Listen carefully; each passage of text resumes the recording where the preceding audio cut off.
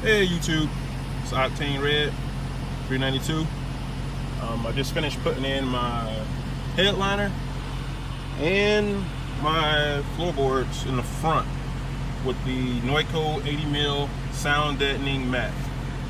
Pretty much all you need after you remove this clip, which is literally you just pull it out.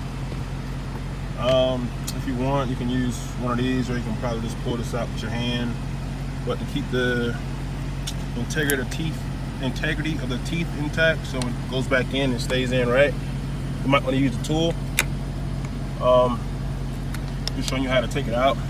And pretty much all you do is roll this back, all the way back, under the gas pedals, all that stuff, and then you just pull it out. Pretty much, you pull it back, pull it onto your seat.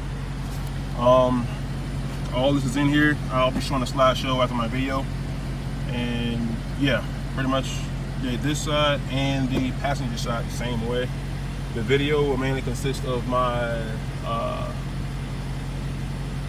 roof liner, pretty much, and how I did that.